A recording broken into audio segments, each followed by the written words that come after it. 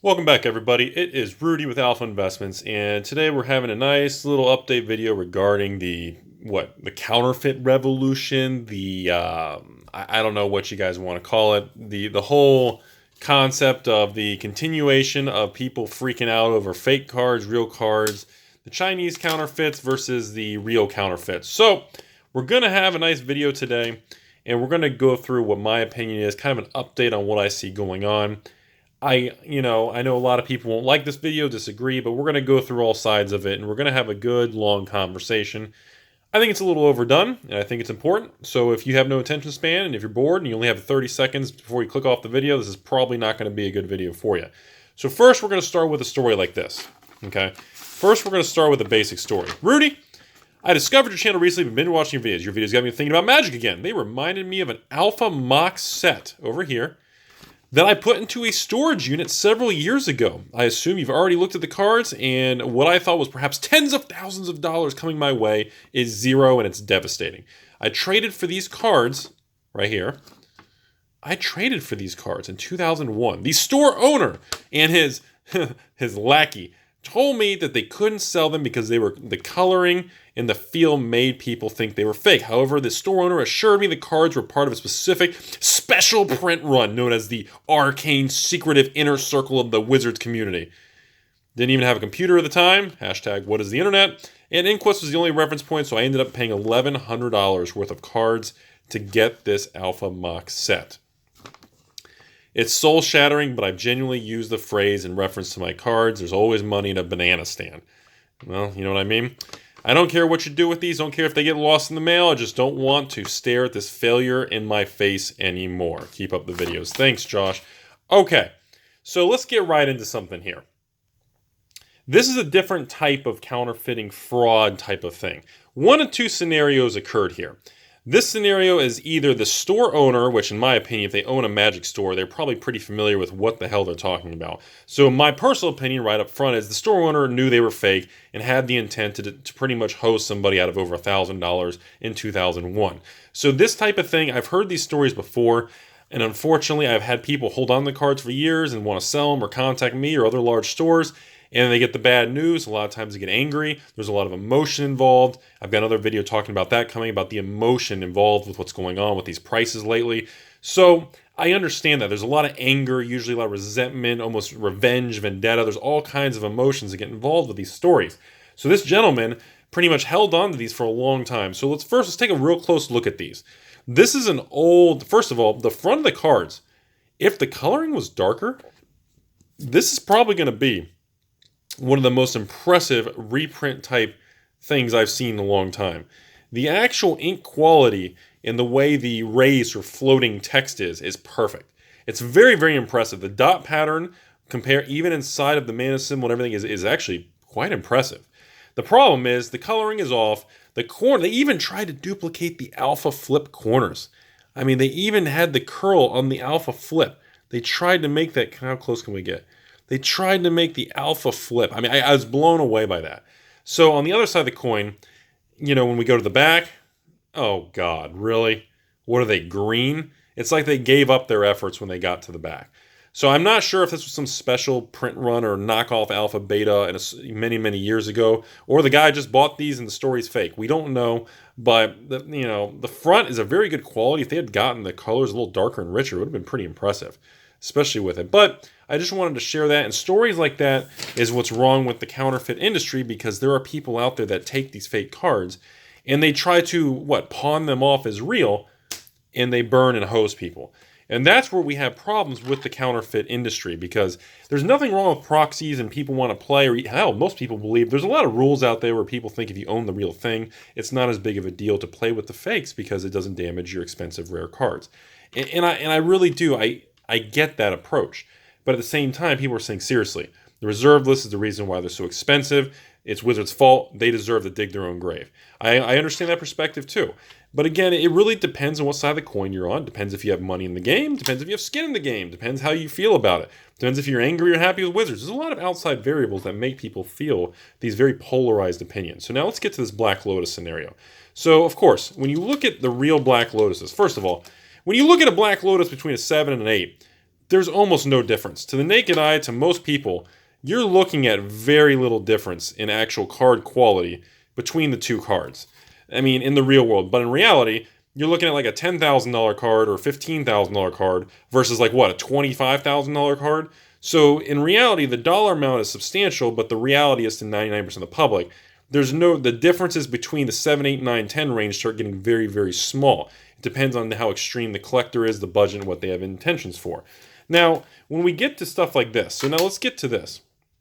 This individual had this card in a collection. They knew the Lotus was fake. This came to me bent and just said, whatever, share it with the world.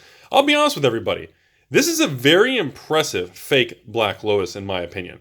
I've seen a lot of crappy ones, but it doesn't look as good on camera versus in real life. But when you hold one next to it, it's actually pretty impressively done. The things that get wrong are the coloring and everything. The saturation is off.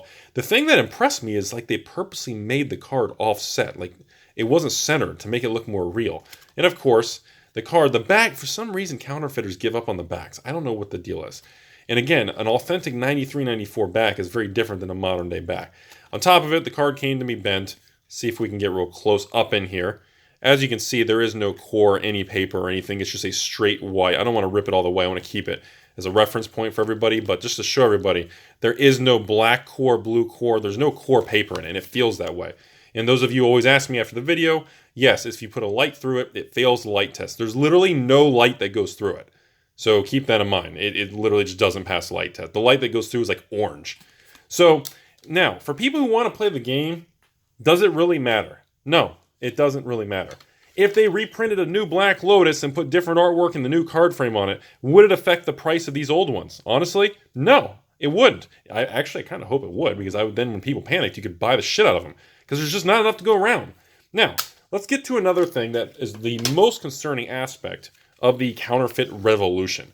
And that's this. There's this misconception that money is being lost because of that. And that's not really accurate at all. Most money and most fraud and losses are not being caused by fake power high-end cards. Because dealing in these cards in modern 2018 times, there's so much information from channels like me, stores, grading companies. It's just not realistic as a counterfeiter to try to go after the big dogs.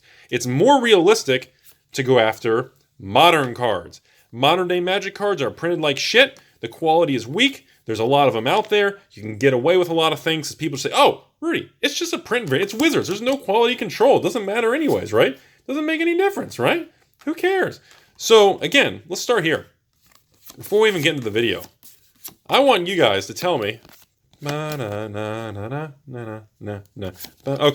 I want you guys to tell me which one's real, which one's fake. Some people are going to say, well, the one on the left is darker, so that one's got to be real.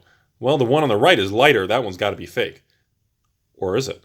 Well, wait. The one on the right looks like it's more detailed in the picture, though. The one on the left looks more fuzzy. So it's got to be the right one is real. They both have the holo stamp. Okay. Well, the one on the right is fake. The one on the left is real. The backs give it away a little bit more. To me, the back is very obvious. To most people on a camera, they're going to be like, oh my God, I can't even tell the difference. The right one is very, very fake in real life. I'm not sure how well that comes through in the camera. So, here's the big part. The holo foil stamp. It's pretty much a joke at this point. Wizards might as well just get rid of it and save their money. So, on the real one versus the fake one, Rudy's high performance tool. Here it comes, Rudy's tool. Here it comes, Rudy's tool is coming into the video. Okay. So, as you can see, the fake holo foil stamp, you can literally scratch it off. It literally comes off the card. Do you see that? And the real one is actually pressed into the card. When you put something over, the real one, you can't scratch it. It's into the card. This is raised over it. So we got another one that this gentleman sent me. Rudy, I know how you love monitoring the fake card video market, blah, blah, blah. So here's some content, as you may call it, in the computer land. Chinese foil stamp MM3 fakes. Scratch the stamp. I did one, you can scratch the other. God bless Rudy and your quest for Alpha 10s and floppy tacos. Thanks, Max. You're a good friend, good fellow, good soul. I wish you the best, sir. So let's look at this other one he sent. So we got a Bitter Blossom. I'll be honest with everybody. It's impressive. The quality of this fake is very impressive. In my opinion, in a sleeve across the table or anything, nobody will even know it's fake. And I'll be honest with you, I think a lot of people trading from friend to friend on the side or Craigslist would not know this is a fake card. I don't think most people possess the obsessive compulsive through your entire life into magic cards like me type attitude where it's going to stand out. The back of the card, to me, in real life stands out as it's almost got a greenish tint. It doesn't, the coloring, the details isn't there. And yes, the rosette pattern does not match under magnification. The light test does fail, just so everybody knows. It's dark, the light does not go through. The rosettes on the back, if a lot of people go by the green dot, that's usually what I do. I heard some other people said the same thing to me when I was at GP Orlando. So keep that in mind. It does not pass any of those tests. Now, the foil stamp test. So let's get real close. Let's slip up in here. Let's go around the back. Okay. Now, this card here, let's take a look, everybody. Look at this. You ready? I can, oh my God. You can literally, see if I can scratch it with a fingernail. Oh my God. Look, did you guys see that? There it is. Oh yeah, I got that on camera. Awesome. I didn't know if I was going to be able to pull this off. So as you guys can see, hang on, sorry. The foil stamp literally comes off the card. See the little cover there? We're gonna slip this little bush in the corner, and don't you tell anybody about my bush. So as you guys can see, I guess I took off the clear coat of the foiling, and you can see underneath there now. You can literally scratch it up. You can literally scratch it off the card. Because it's a raised issue. Okay, so I really want to just show that for everybody. So just so you know, these stamps are just literally stamped on the card. So that was something I really wanted to point out. So it's very interesting that you can literally just scrape it off. So, in conclusion, buyer beware. If you do not know what you're looking at, I highly encourage you go to a local store. If you're concerned about it, go to a reputable vendor, like at the GPs, the big vendors. 99% of them guys, they're going to know what they're looking at. Their whole life revolves around it. And they probably won't sell you a fake card, at least intentionally. Every once in a while, accidents happen in big groups of things. You know, it's just, you got to be really careful. The problem is people who get targeted for fakes, they don't come after people like me. They're not trying to screw over PSA or BGS. They're trying to get people on the side. They're trying to be backpack dealers, not to give them a bad name. I have friends who are backpack dealers, and they're very good people. They check the cards, they give good prices. But the problem is, the regular Timmy, the regular player, the regular pauper player, the regular modern standard player, and the person who wants to get into vintage, those are the people targeted.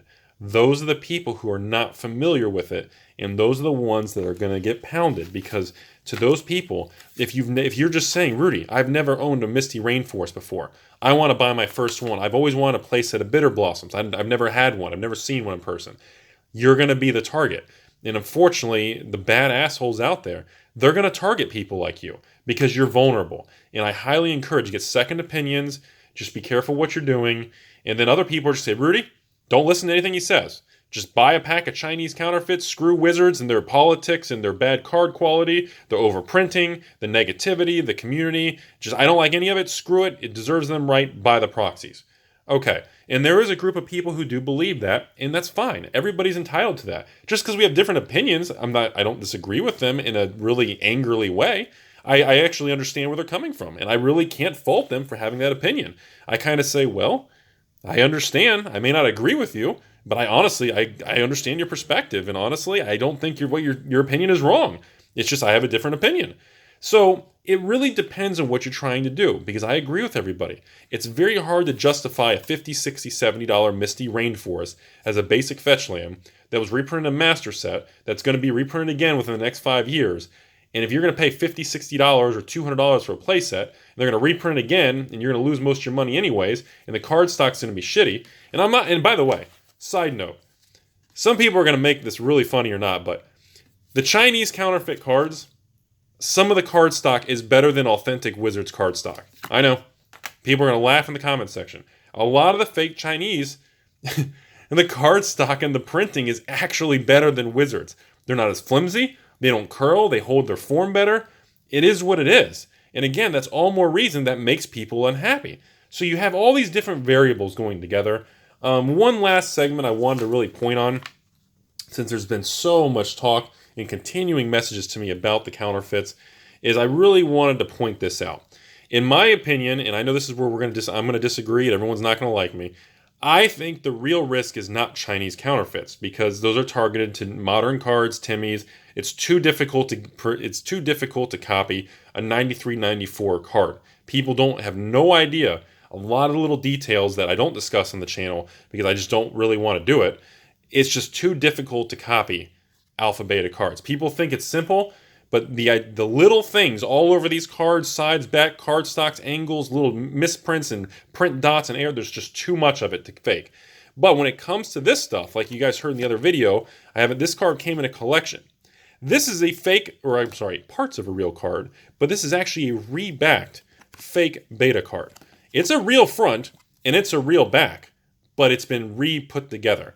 And you can actually see some of the glue where they use too much glue. Here, let me get my high-end hard pokey thing. You can see the bottom segments of the card where too much, it almost looks like the card got wet. And there's too much glue in the card. And also, there's no core in the middle when they did it. I guess it stripped it out. The card is so flimsy, it will literally, you can fold it in like tenths. And it's the most flimsiest thin card, thinnest alpha beta you'd ever handle, compared to handling a real one that's very, very, has a lot of resistance versus touching this. And it's just like, whoa, the whole thing just literally just falls apart. Now, I'm pointing this out because as the common uncommon cards go from $1 or $2 to 10, 20, 30, 40, 50 to 100 now in alpha beta, I think these are going to become the bigger targets because they're not as scrutinized as much as, again, the power cards. So again, I think the misdirection is going to go in this type of category. So if we look at, for example, let's take a look at these. By the way, just so everybody knows, this is a collector's edition card, gold back, infamous thing that people like to strip down with what nail polish remover, acetone, whatever. They like to rip it apart. This is a regular beta, and this is the rebacked beta. So if you look at the card, if you look at the two betas, it's real. It's a real beta front. It's 100% a real beta front, everybody. It is the real deal. It matches everything. The back, again, it's a real 93-94 vintage back. Now, if you'll also notice, one of the giveaways on rebacks, see how smooth and nice that is? Rebacks always have that messed up looking back. Under really good lighting, you can see it has like waviness. It has a rougher texture. It does not have that clean-cut, Rudy, smooth back. And I know this one's pretty rough, but even in the nicer areas at the top, it doesn't look smooth. It almost looks rigid, like it has a sandpaper, rougher surface because of the fact the way they press it back together. And again, now, if you'll look, when you put them all together, even a graded, I don't like using the graded cards because they're in the case. It's a little tougher to see. So when you put them all side by side, they look good. They all look real. So that I just wanted to kind of throw that in the end of the video. I stand by everybody. The biggest threat to everything is not this. This isn't. I don't think that's really the risk. And again, I'm sorry to hear about the Josh, on your loss on these. I don't think that's the real risk. I mean, look at that. That looks ridiculous. Now, again, over time, as that gets better, but the reality is, I think this is more of the risk. I still stand by very firmly. Rebacks are the biggest risk to the future. But moving forward with the price of Collector's Edition and International Collector's Edition becoming so expensive, I don't think people are going to be destroying them anymore. But in the past, so many of them were destroyed to be rebacked. I hope you guys learned something from the video. Give me your comments. Give me your feedbacks. I know half the comments are going to be Wizards deserves it. Screw them. Let's all do fakes. Other people are going to say, yep, do whatever you want if you want to play. Collectors don't. I know there's just, everybody has an opinion on it. I wanted to present the different type of stories here. Someone who's been burned, someone who knew it was faked and played with it anyways, and of course the people trying to reback it to make money. I want to present all these different sides. Hope you guys have a great day. Remember, you get one shot in this world. Make sure you guys are doing something you love every day, and tell me what you guys think. Did I miss something? Do you guys want me to do another video on a specific one of these topics? I don't know. I hope you guys have a great day. Thank you. All right, giggity, giggity.